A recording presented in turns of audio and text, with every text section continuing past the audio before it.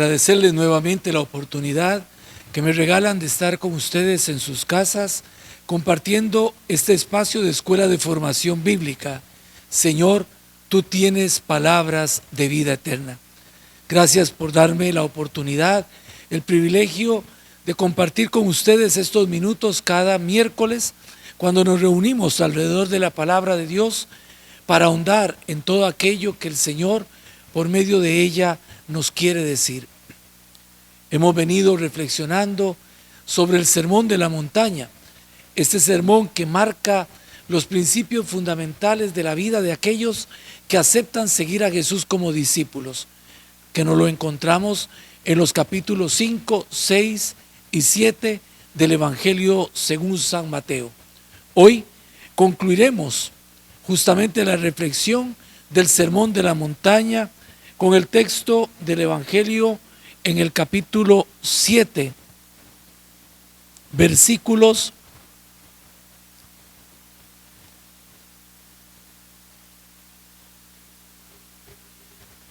del 21 en adelante.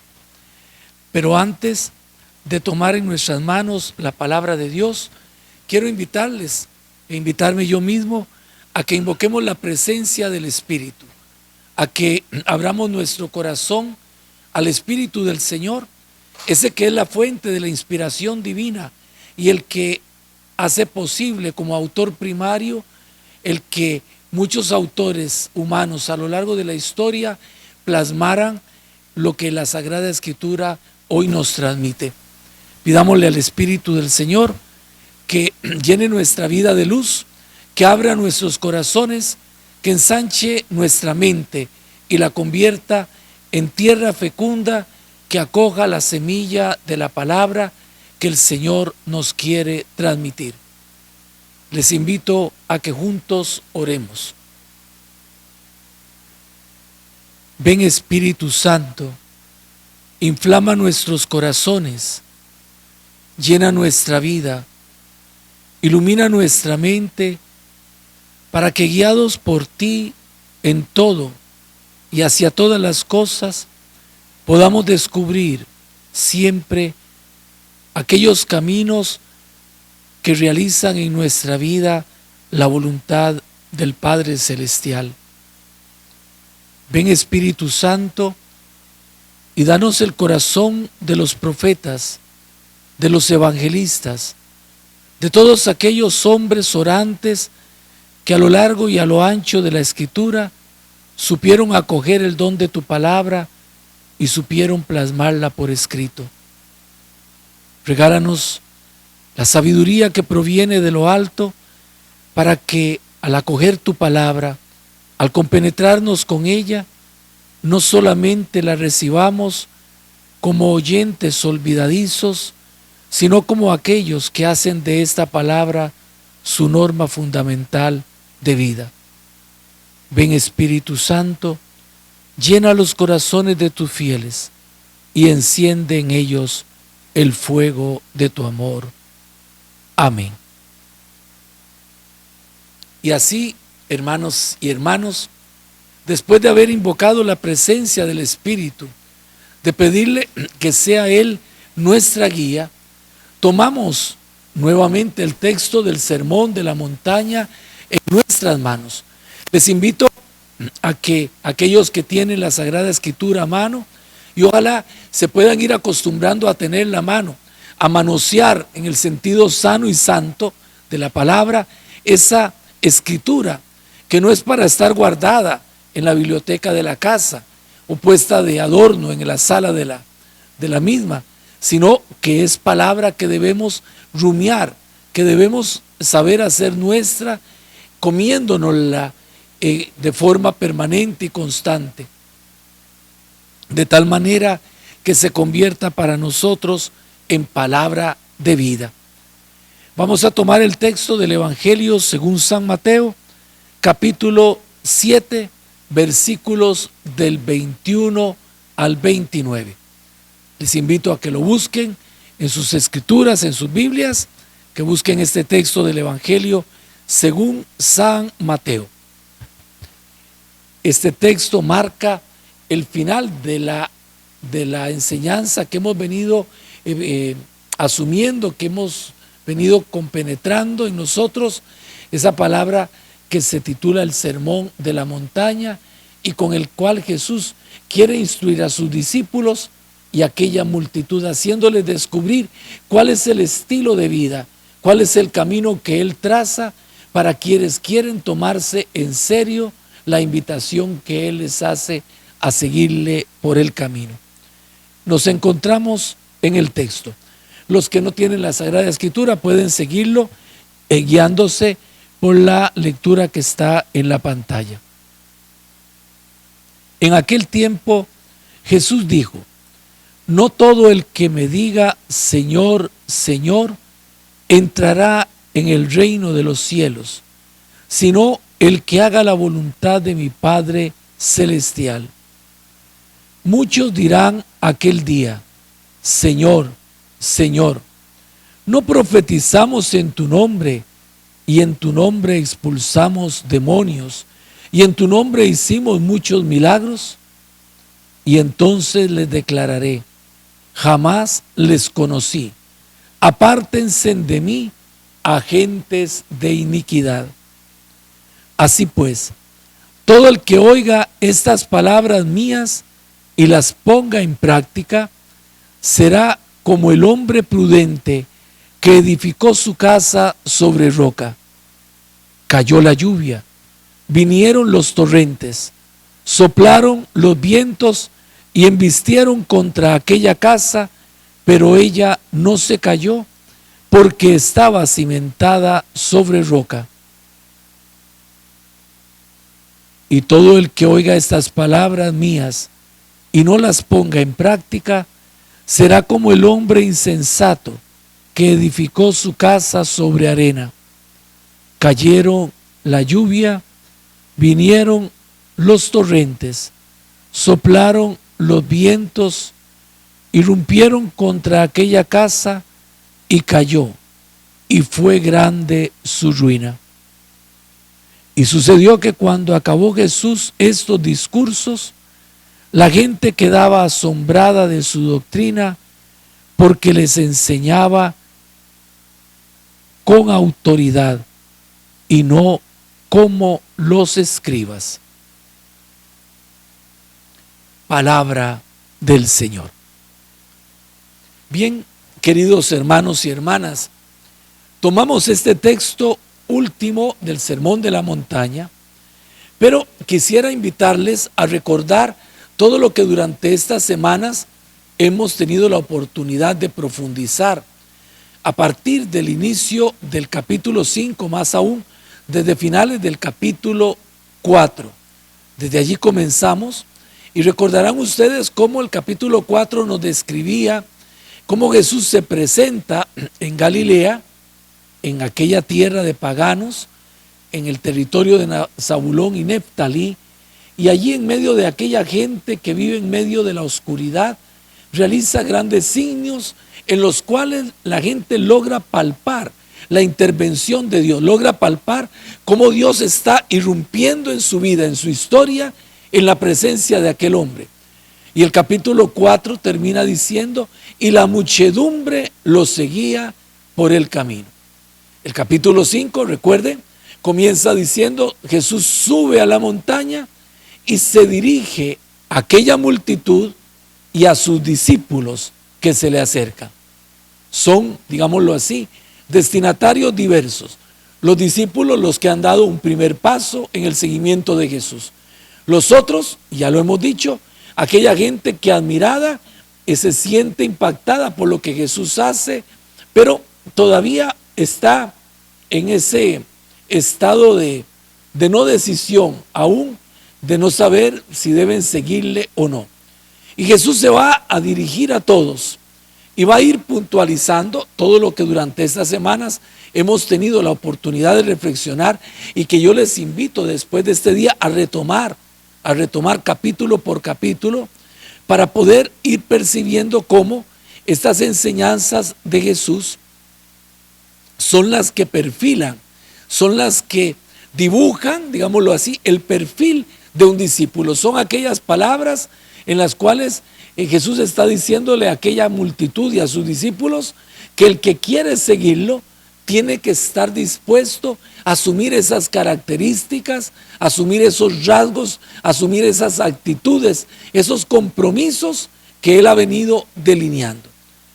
Pasamos el capítulo 5, el capítulo 6 y ahora en el capítulo 7, en el texto que estamos retomando, Jesús dice, el que escucha estas palabras mías, y después dirá, y las pone en práctica o no las pone en práctica, estas palabras mías se refiere a todo el sermón de la montaña, a todas estas enseñanzas que ha venido Jesús desgranando para aquella gente.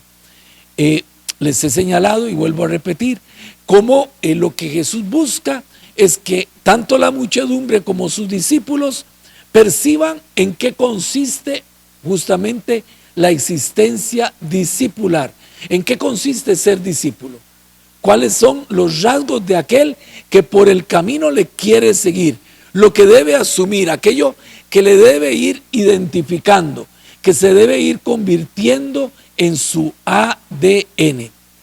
Ahora Jesús va a decir, el que escucha estas palabras mías, es decir, el que realmente acoge lo que yo les acabo de decir. Por eso les digo, es importante volver sobre esto y volverlo a reflexionar, volverlo a interiorizar a la luz de lo que hemos venido reflexionando y a la luz de aquello que el Espíritu suscita en el corazón de cada uno de ustedes, de cada uno de nosotros, cuando nos abrimos a Él, cuando guiados por su presencia dejamos que la palabra de Dios se convierta en semilla fecunda en nuestra vida. Pues bien, estamos de frente a este texto que va, digámoslo así, a poner el colofón, a poner la conclusión de lo que Jesús ha venido diciendo. Como señalando, todo esto que yo les he enseñado no es para que se quede en el aire. Ahora sí, frente a esto, ustedes tienen que tomar una decisión y sepan distinguir cuál es la diferencia entre acoger esta palabra, comprometerse con ella o simple y sencillamente dejarla en desuso. Jesús está por concluir sus enseñanzas, esas que la muchedumbre y sus discípulos han escuchado y que requieren de ellos una toma de posición. Un discípulo debe tener claro que su fe no puede ser reducida a una teoría que se memoriza. Su autenticidad debe quedar evidenciada en los frutos que produce. La palabra de Dios, y tengámoslo muy presente, ya lo hemos reflexionado en los primeros encuentros que tuvimos a través de este medio, la palabra de Dios no es una palabra que viene a nuestro encuentro para dejarnos allí quietos, para crear en nosotros, digámoslo así, una situación de inmovilidad.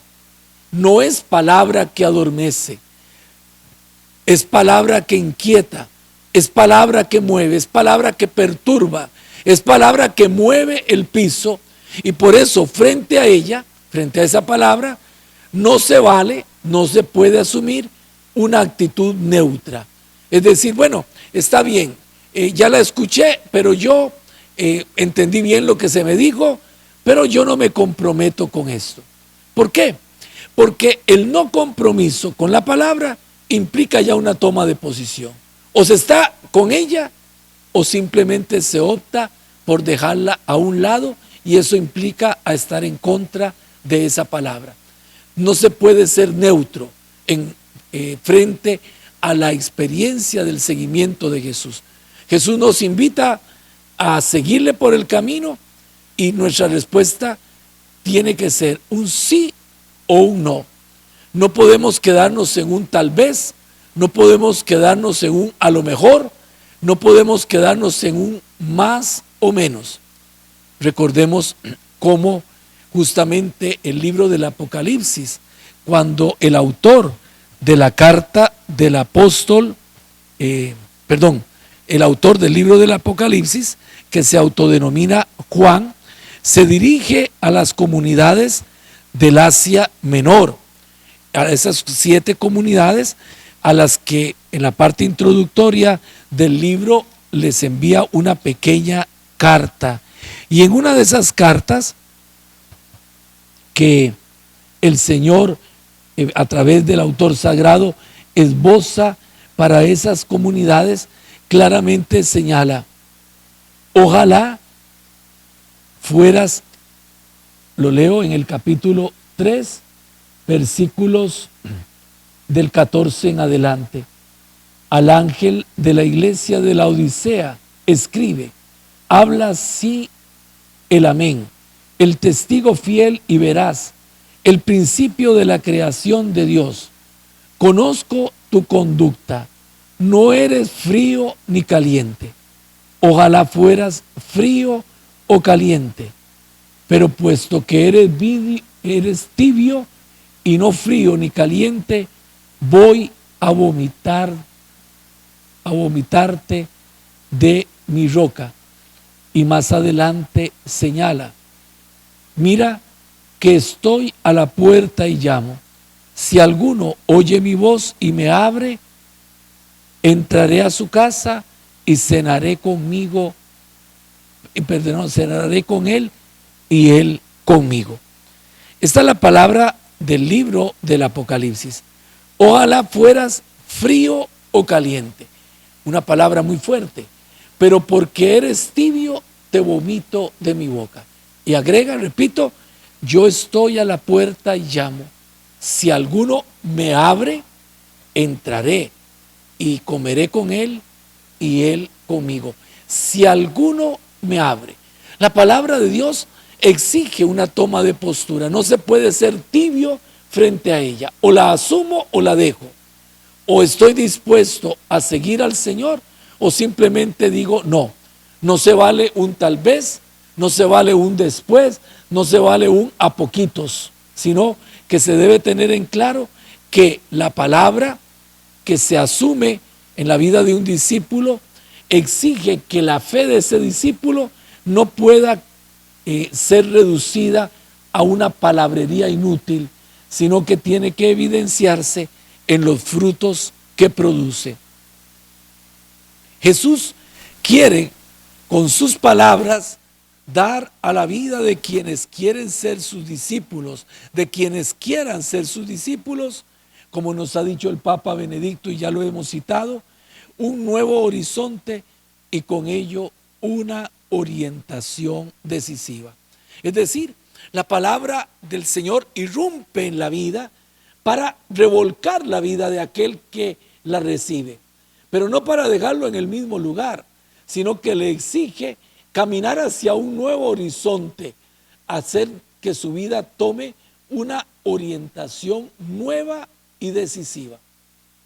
Les he dicho ya que si nosotros recorremos las páginas del Evangelio, nos vamos a dar cuenta de que cada vez que Jesús se encontró con alguien, la vida de ese alguien cambió. Pedro, Andrés, Santiago, Juan eran pescadores. Jesús pasa a la orilla del lago, les dice: vengan, síganme, y aquellos, dejándolo todo, lo siguieron. Mateo era un cobrador de impuestos que estaba a la mesa de los impuestos cobrando los tributos, y Jesús pasa a su lado y le dice: sígueme, y dejándolo todo, lo siguió. Zaqueo, para referirme a otro que no está entre los 12, invita a Jesús a ir a su casa, y Jesús acepta y él le recibe con gran alegría. Y estando Jesús en medio de ellos, se pone en pie y le dice: Señor, si yo le he robado a alguien, le devolveré la mitad de mis bienes, y si a alguien le he fallado, le restituiré 4 veces más. Es decir, el texto del Evangelio es claro en afirmar que cuando Jesús se encuentra con alguien y le dirige su palabra, la vida de aquel que acoge esa palabra cambia y se orienta hacia un horizonte nuevo por medio de una decisión clara y decidida. El texto que hoy estamos comentando y que les ruego que lo tengan presente y lo tengan ahí a mano, Ese texto que acabamos de escuchar comienza diciendo: no todo el que me diga Señor, Señor, entrará en el reino de los cielos.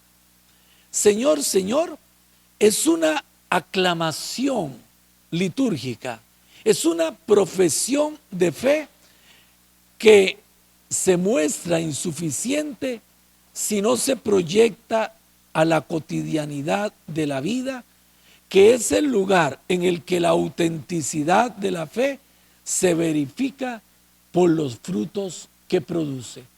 Oigámoslo bien, una aclamación litúrgica, una aclamación que normalmente tiene lugar en el marco de la celebración, de aquel espacio donde el creyente unido a otros se reúne para celebrar la fe. Hoy diríamos la celebración eucarística en primer lugar. Es decir, aquel lugar donde profesamos la fe como comunidad y de forma personal. Esta aclamación, Señor, Señor, es una aclamación litúrgica. Pero resulta ser que cuanto ella encierra, se muestra insuficiente si lo que expresa no se traslada a la vida cotidiana, haciendo que en ella se produzcan los frutos de aquello que los labios han proclamado. Este Señor, Señor, que se proclama en medio de la liturgia como alabanza, termina siendo una palabra vacía, una palabra hueca, si aquel a quien se llama Señor no lo es en la vida cotidiana, no lo es en la ordinariedad de la vida de cada uno de nuestros días, de cada una de nuestras jornadas. Tenemos que tener en ese sentido cuidado, porque nos damos cuenta de inmediato que lo que nos hace verdaderos discípulos de Jesús, lo que nos hace verdaderos creyentes, no es el asistir al culto, no es el venir a misa, no es el ir al templo constantemente, y no que esto esté mal. Pero esto tendrá sentido en tanto y cuanto alimente nuestra vida y lo que allí celebramos se traduzca en su significado en la vida cotidiana, en la vida diaria. Porque de lo contrario termina siendo una palabra hueca y vacía y da lugar a lo que el Señor está diciendo: no todo el que me diga Señor, Señor, entrará en el reino de los cielos. Es decir, no basta con eso, no basta con llenarse la boca diciéndome Señor, Señor. Una fe y una oración que no florece en una vida concreta no sirve para nada, está muerta.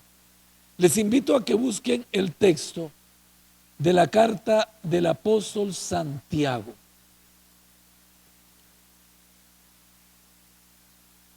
Después de las cartas de San Pablo, nos vamos a encontrar con otras cartas que se llaman cartas católicas por su destino universal, y la primera de ellas, después de la carta a los Hebreos, es la carta de Santiago. En el capítulo 2, del 14 al 18 y del 24 al 26, leemos lo siguiente. Ojalá que ya la hayan podido buscar. Capítulo 2, versículos 14 al 18. Comenzamos. ¿De qué sirve, hermanos míos, que alguien diga, tengo fe, si no tiene obras? ¿Acaso podrá salvarle la fe? Si un hermano o una hermana están desnudos y carecen del sustento diario, y alguno de ustedes le dice, vayan en paz, caliéntense y llénense, pero no les dan lo necesario para el cuerpo, ¿de qué sirve? Así también la fe, si no tiene obras, está realmente muerta. Y al contrario, ¿podrá alguno decir, tú tienes fe? Pues yo tengo obras. Pruébame tu fe sin obras, y yo te probaré por las obras mi fe. Y descendemos al versículo 24 al 26. Ya ven cómo el hombre es justificado por las obras y no por la fe. Solamente. Del mismo modo, Rahab, la prostituta, no quedó justificada por las obras, dando hospedaje a los mensajeros y haciéndoles marchar por otro camino. Porque así como el cuerpo sin espíritu está muerto, así también la fe sin obras está muerta. Vean con cuánta claridad el apóstol Santiago en su carta se hace eco justamente de lo que Jesús nos está diciendo al finalizar el sermón de la montaña. Y acá hay algo importante que se debe subrayar. Si volvemos nuevamente para que no lo perdamos de vista en la carta del apóstol Santiago,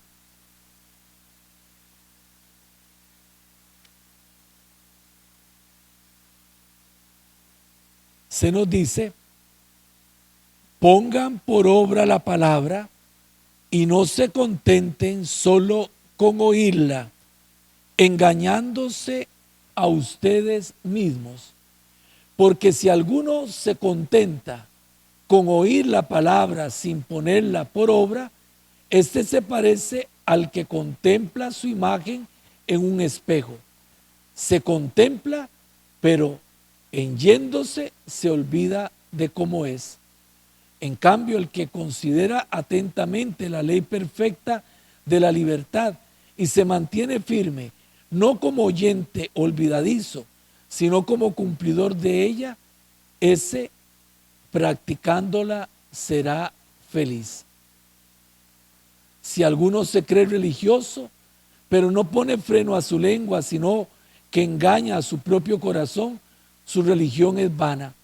La religión pura e intachable ante Dios Padre es esta: visitar a los huérfanos y a las viudas en su tribulación y conservarse incontaminado del mundo. Este texto, sobre el cual vamos a volver después, es un texto claro que señala cómo la inclinación a querer convertir la palabra simplemente, perdonen la expresión, en material de colchón, es decir, en paja. Bueno, y ahora no hay colchones de paja, pero antes sí lo sabía. Es decir, en material de colchón se decía pura paja, es decir, palabra, palabra, palabra de la que yo me lleno, pero que no se ve por ningún lado en cuanto semilla fecunda que debe producir frutos. ¿Qué significa esto? Que el reconocimiento que yo hago del Señor, llamándolo Señor, es un reconocimiento inútil, y óiganlo bien, que hasta los demonios hacen. Porque muchas veces los textos del Evangelio nos presentan justamente cómo los demonios creen y reconocen a Jesús como Hijo del Dios Altísimo. Si nos vamos al Evangelio según San Lucas, en el capítulo 4, versículos 31 al 37, se nos dice: Jesús bajó a Cafarnaúm, ciudad de Galilea, y los sábados les enseñaba. Quedaban asombrados de su doctrina, porque hablaba con autoridad. Había en la sinagoga un hombre que tenía el espíritu de un demonio inmundo y se puso a gritar a grandes voces: ¿qué tenemos nosotros contigo, Jesús de Nazaret? ¿Has venido a destruirnos? Sé quién eres, el Santo de Dios. Y hay otros textos, ahí tienen en la pantalla un texto del Evangelio según San Marcos.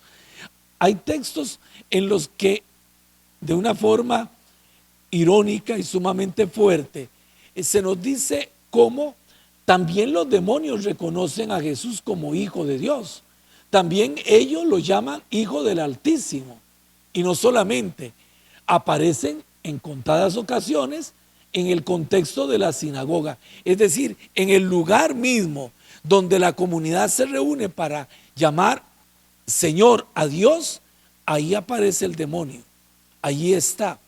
Y lo que quiere evidenciar la palabra de Dios en este sentido es cómo no basta simplemente con pronunciar una palabra, no basta solamente con decir algo, con llenarse la boca diciendo cosas que pueden estar muy ciertas, pero sin hacerlas descender a lo profundo del corazón y a la vida en concreto.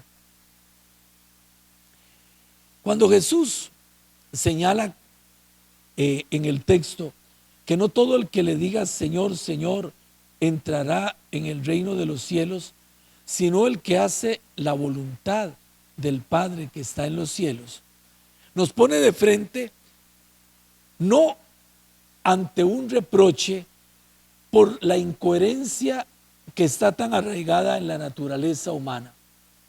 Oigan bien, es decir, si nosotros nos revisamos nos vamos a dar cuenta de que ese no poner en práctica la palabra de Dios, ese no convertirla en vida en nosotros, es algo frecuente de lo que posiblemente todos pequemos.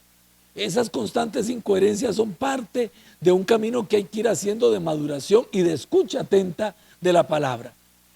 A lo que se refiere el Señor, el reproche que el Señor hace va más allá, porque lo que el Señor reclama es la autosuficiencia de quienes, creyéndose dueños de verdad, obstaculizan con su actitud la fecundidad de la palabra de Dios. Es decir, hay una clara advertencia.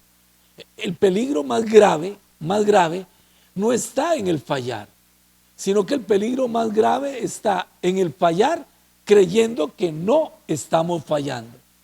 Es decir, en el sentirnos satisfechos con llenarnos la boca diciendo Señor, Señor, y creyendo que simple y sencillamente con eso ya estamos cumpliendo. Yo soy creyente, yo profeso la fe, yo voy a misa, yo me confieso, y todo eso es cierto, pero esconde o puede esconder una cierta autosuficiencia de quien se pone delante del Señor y le dice, mira, yo la verdad es que estoy muy bien, allá con los que están mal. Justamente el reproche del Señor va dirigido más que a los que fallan constantemente, que también no deja de caernos, sino a aquellos que creen no fallar, de aquellos que creen estar muy bien. Esta palabra tiene un eco en el profeta Jeremías, o es un eco más bien de la palabra del profeta Jeremías, que ustedes pueden buscar en el capítulo 7, versículos del 3 al 11. ¿Qué nos dice el texto? Así dice Yahvé Sebaot, el Dios de Israel: mejoren de conducta y de obras, y yo haré que se queden en este lugar. No se fíen en palabras engañosas, diciendo, templo de Dios, templo de Dios, templo de Dios es este. Porque si ustedes mejoran realmente su conducta y obras, si realmente hacen justicia mutua y no oprimen al forastero, al huérfano y a la viuda, y no vierten su sangre inocente en este lugar, ni andan en pos de otros dioses para su daño, entonces yo me quedaré con ustedes en este lugar, en la tierra que di a sus padres desde siempre y hasta siempre. Pero he aquí que ustedes se fían en palabras engañosas que de nada sirven, para robar, matar, adulterar, jurar en falso, incensar a Baal y seguir a otros dioses que no conocían. Luego vienen y se paran ante mí en esta casa llamada por mi nombre y dicen, estamos seguros para seguir haciendo todas esas abominaciones. En cueva de bandoleros se ha convertido a sus ojos esta casa que se llama por mi nombre. Vean qué fuerte la palabra del profeta Jeremías, de la que este texto de San Mateo encierra sin duda alguna un eco singular. Lo determinante es poner por obra la voluntad del Padre. No el que diga Señor, Señor, sino el que realiza la voluntad de mi Padre, que no implica otra cosa sino vivir bajo la identidad de hijo suyo. Lo reflexionamos la semana pasada cuando hablamos de la oración del Padre Nuestro, diciendo que llamar a Dios Padre, más que una palabra, es asumir una actitud de hijo, es dejarlo a Él ser mi Padre y asumir yo lo que significa ser hijo suyo. Hacer obras en su nombre no equivale a hacer su voluntad. Esto último implica conectarse desde dentro. Acá, otro paso hacia adelante. No solo el que me diga Señor, Señor, sino el que realiza la voluntad de mi Padre, el que tomando la palabra la convierte en fruto, la convierte en obras.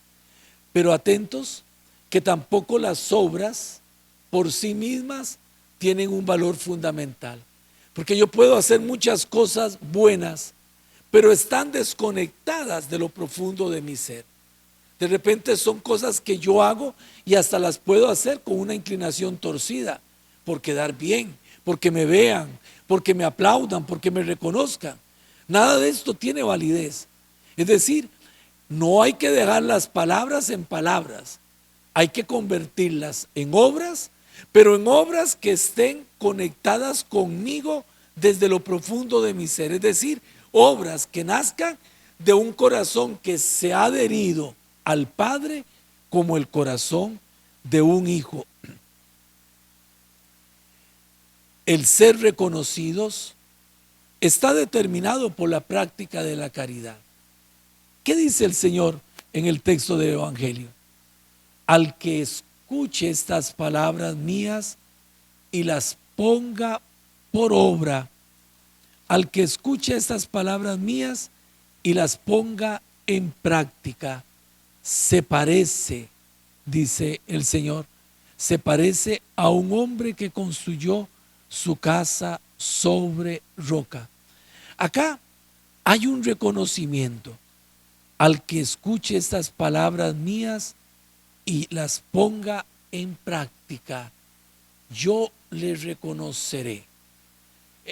San Juan de la Cruz dice, al atardecer de nuestra vida seremos juzgados en el amor. Y el mismo texto del Evangelio según San Mateo, en el capítulo 25, nos presenta la escena del juicio final, cuando dice el Señor, vendrá al final del tiempo, apartará a unos a la derecha y a otros a la izquierda, como el pastor separa las cabras de las ovejas, y les dirá a los de la derecha, vengan benditos de mi Padre, y reciban en herencia el reino preparado para ustedes desde siempre. Y comienza a anunciar, porque tuve hambre y me diste de comer, porque tuve sed y me diste de beber, porque estuve desnudo y me vestiste, porque estuve enfermo y me fuiste a ver, porque estuve encarcelado y fuiste a visitarme. Las obras de misericordia se desgranan ante nosotros para hacernos percibir cuáles son esas obras que, conectadas al corazón, se pueden reconocer como los frutos que produce la palabra en mí, y que en el fondo terminan siendo y definitivamente frutos de amor. El que escucha estas palabras mías, dice Jesús, la diferencia viene establecida por la escucha de la palabra. Quien escucha estas palabras mías, pero frente a la escucha pueden haber dos actitudes: ponerlas en práctica o simplemente, como dice el apóstol Santiago, asumirlas como oyente olvidadizo. Es el texto justamente que ahora aparece en la pantalla. Pongan por obra la palabra y no se contenten solo con oírla, engañándose a ustedes mismos. Porque si alguno se contenta con oír la palabra sin ponerla por obra, este se parece al que contempla su imagen en un espejo. Se contempla, pero al irse se olvida de cómo es. En cambio, el que escucha atentamente la ley perfecta de la libertad y se mantiene firme, no como oyente olvidadizo, sino como cumplidor de ella, será practicándola feliz.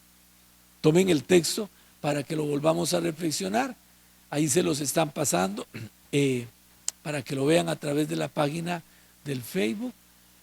Capítulo 1 del apóstol Santiago, versículos 22-25. Ya antes lo habíamos leído.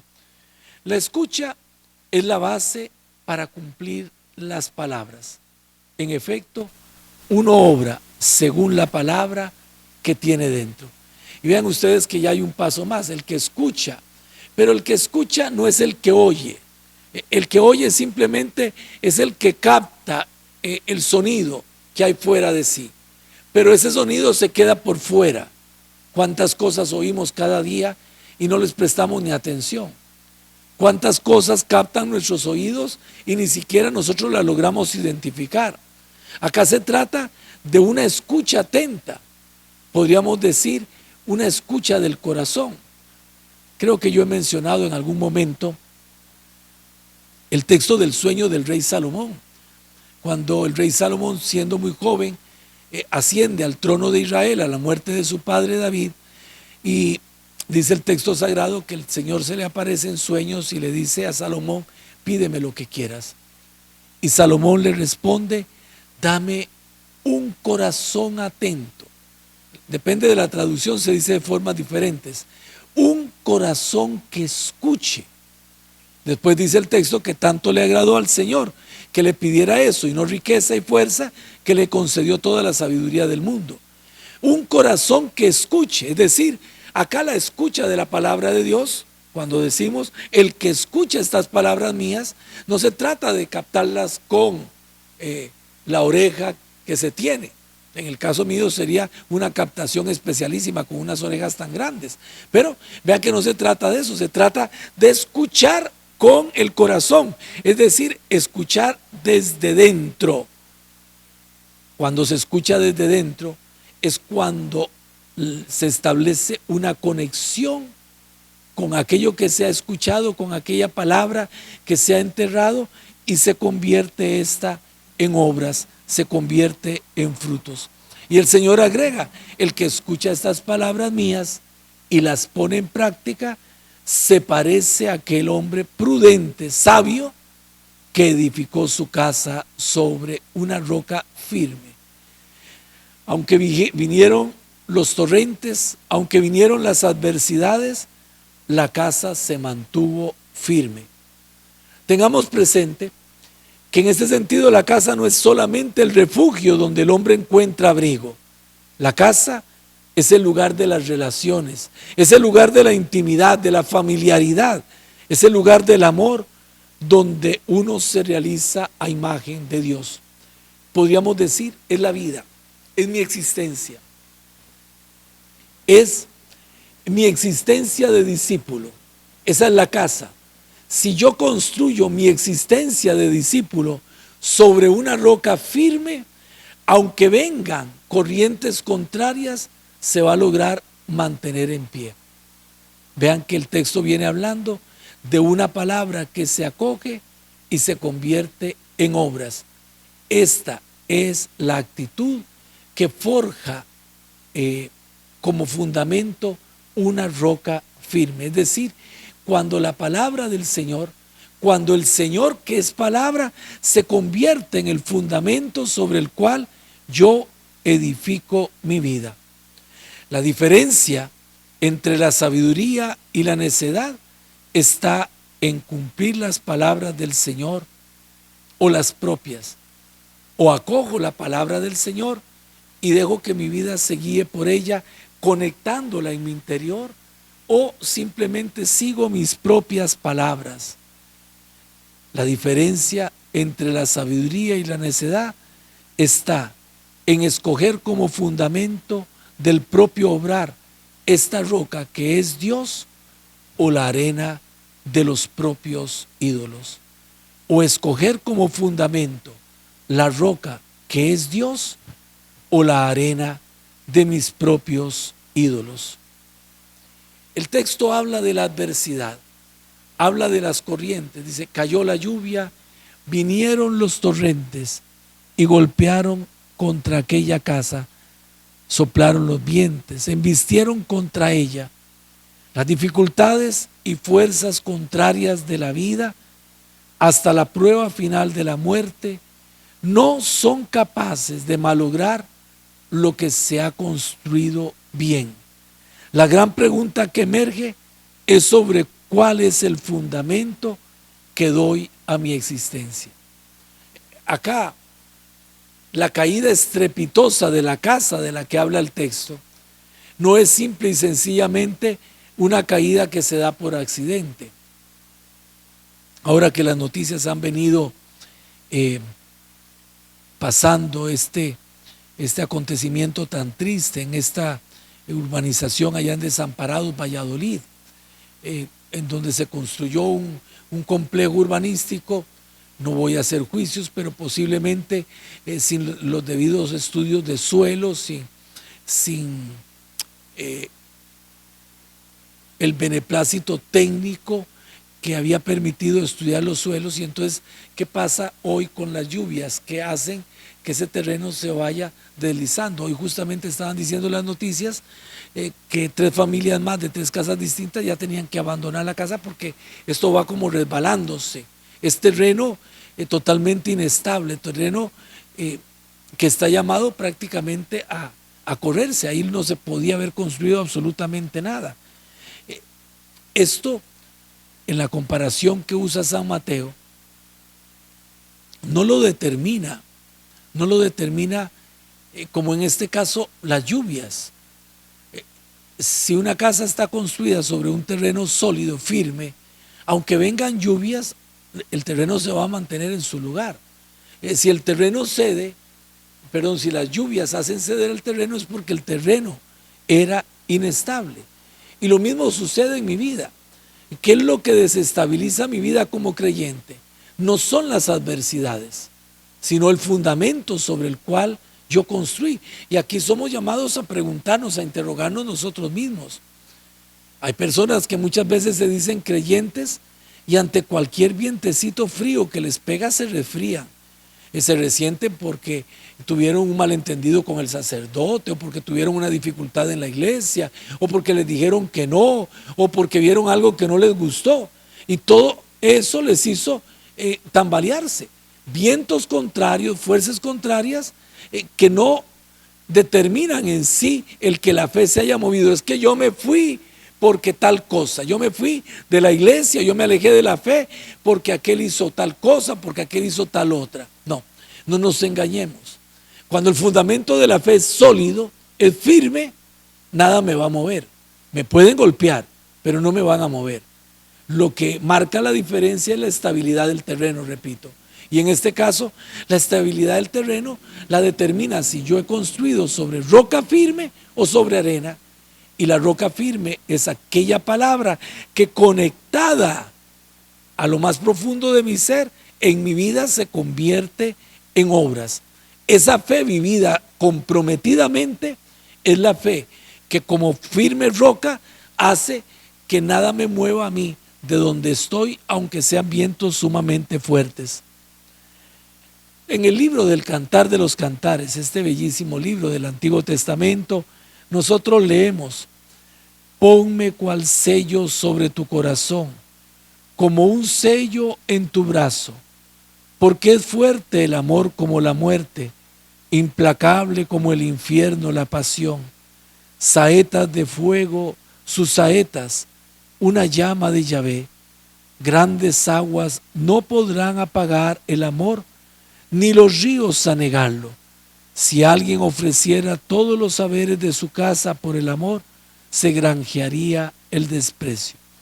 Es decir, el amor está por encima de todos, de todo, y contra él no pueden las tormentas, no pueden las grandes aguas apagarlo. Esto que dice el libro del Cantar de los Cantares es lo que está señalando San Mateo. Si mi casa, si mi existencia como discípulo está construida sobre la roca firme de aquel que es la palabra, de una palabra que conectada a mi corazón se convierte en obras, es decir, de una fe viva, de una fe palpitante, de una fe convertida en amor.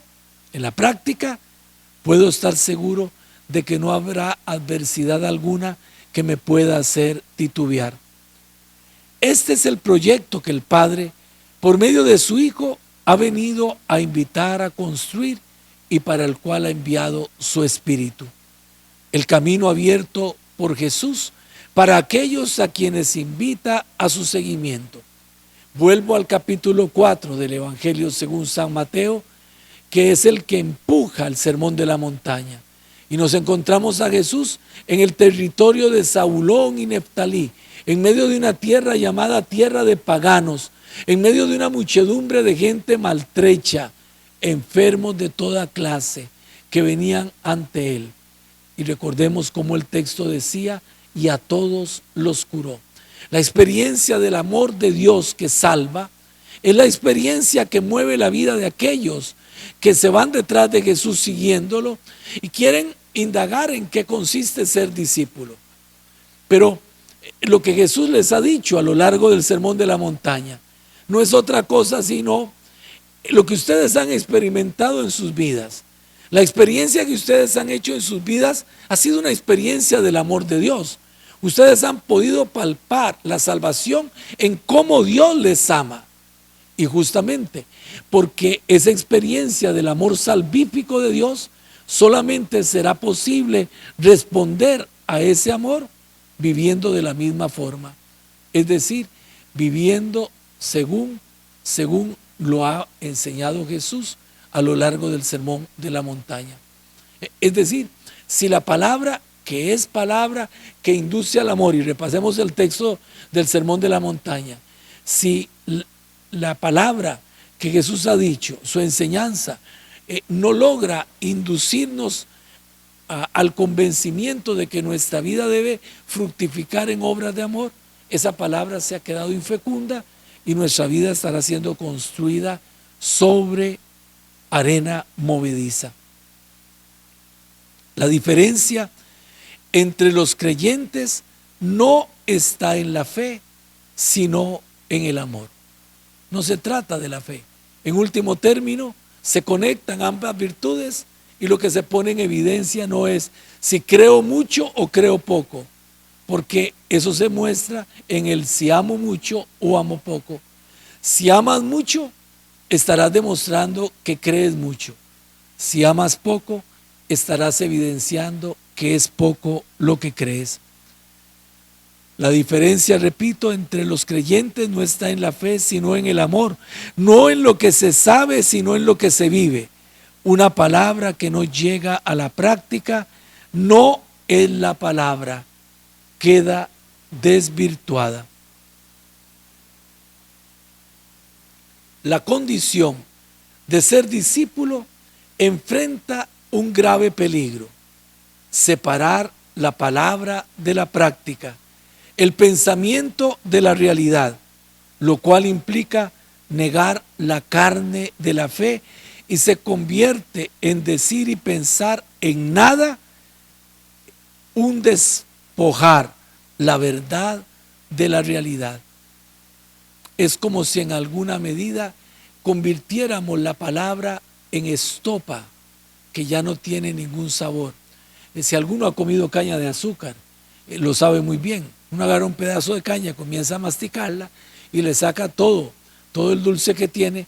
Cuando le ha sacado todo el dulce, lo que queda es una estopa. Usted puede seguírsela comiendo, pero ya eso no sabe absolutamente a nada. Pues bien, la palabra que no se convierte en práctica es como estopa.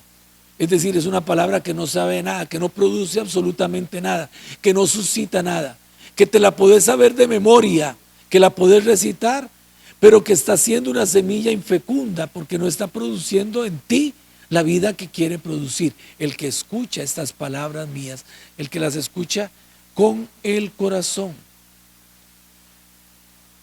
En contradicción con lo que significa construir sobre roca, el Señor contrapone la construcción sobre arena. Y este construir sobre arena significa seguir otras palabras que no son la palabra. Es construir sobre los propios ídolos, los dioses del momento de existencia no confiable. Considerar esto es vital, porque vivimos en un mundo saturado de palabras. Si nosotros pudiéramos contabilizar cuántas palabras escuchamos a lo largo del día, por el teléfono, la televisión, a través de las redes sociales, la gente que nos habla, la gente que está en la calle, es decir, cuántas palabras puede registrar nuestra mente de todo lo que escucha durante el día. Sin duda alguna hay una infinidad de palabras, es decir, es una cantidad incontable de palabras. Estamos de frente a un mundo que nos bombardea de palabras, pero no todas las palabras son la palabra, y no todas las palabras por esa razón encierran la vida y son capaces de ayudarte a construir un proyecto de vida en el seguimiento de Jesús. No todas las palabras se convierten en tu vida en una semilla fecunda que transforma tu existencia en algo que realmente vale la pena.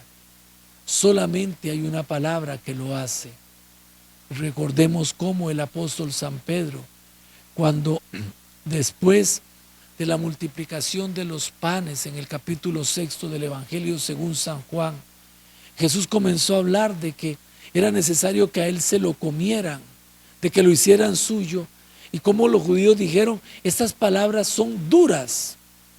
Y entonces el texto de San Juan dice que muchos comenzaron a irse. Y por eso Jesús les pregunta a sus discípulos, ¿también ustedes se quieren ir? Y Jesús responde, ¿a quién vamos a ir, Señor? Solo tú tienes palabras de vida eterna.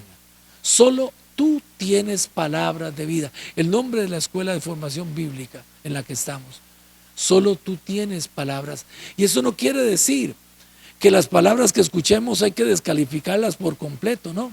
Pueden ser palabras muy válidas, pero serán válidas en tanto y cuanto conectadas a la palabra le den consistencia o asuman la consistencia de esta palabra. Si Dios no es el fundamento, se sucumbe ante las dificultades como la casa construida sobre arena.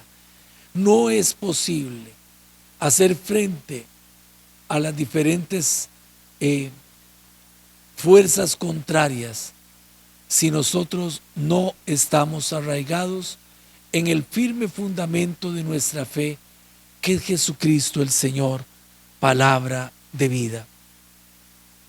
El texto del Evangelio termina diciendo que la gente se asombra porque lo que escuchan de Jesús es una palabra con autoridad, y agrega, no como la de los escribas. Vuelvan a perdonarme por el exabrupto. La gente era gente sencilla, no era gente que había ido a una universidad, no era gente que había estudiado, no era gente que tenía grandes conocimientos. Pero la gente tiene una sabiduría interior que todos poseemos, que todos poseen, cuando dejan actuar en su vida al Espíritu. Y esa sabiduría interior les hace distinguir claramente entre aquel que habla con autoridad, es decir, que aquel que habla y pueden identificar en lo que dice verdaderas palabras, y aquel que simplemente habla paja, habla por hablar.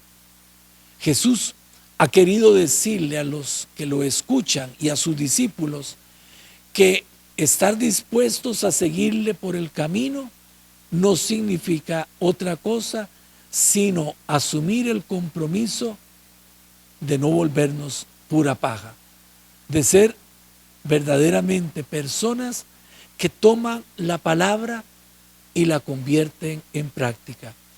Ojalá que en la meditación de estos textos, cada uno de ustedes y yo también, sin excluirme, podamos hacer experiencia de este encuentro con el Señor. y que podamos preguntarnos cada día si esta palabra está produciendo en cada uno de nosotros algo. Si en el actuar de cada día tú puedes decir, no, es que esto no lo puedo hacer porque no es lo que estoy aprendiendo. No, es que esto no debe ser así porque no es aquello a lo que Jesús me conduce. Cuando yo comienzo a hacer esa diferencia y mi vida comienza a modificarse a la luz de la palabra, es entonces cuando la palabra ha cobrado su razón de ser. Hacer un curso bíblico para aprenderme un montón de cosas y sin practicar nada, me vendría a igualar al demonio que en la sinagoga reconoce a Jesús como Hijo del Altísimo, pero no deja de ser el demonio. Pidámosle pues al Señor que al escuchar su palabra la acojamos como verdaderos discípulos y no como oyentes olvidadizos. Siguiendo la sugerencia de alguno de ustedes que muy amablemente ha querido hacerme una indicación a partir de la próxima semana, dejando ya el sermón de la montaña, que es el que hemos reflexionado, nos vamos a detener un poquito en los profetas, en mirar en el Antiguo Testamento lo que significa la profecía, y vamos, como no es factible pues el estudiar todos los profetas porque nos llevaría muchísimo tiempo, pero sí por lo menos algunas imágenes emblemáticas que los profetas usan y a través de las cuales nos dicen cosas que realmente son muy hermosas. Bueno, les agradezco nuevamente la oportunidad que me dan de estar con ustedes en sus casas. Que Dios les bendiga y que cada día, a la luz de su palabra, ustedes, sus familias, puedan crecer y madurar en la experiencia del ser discípulos.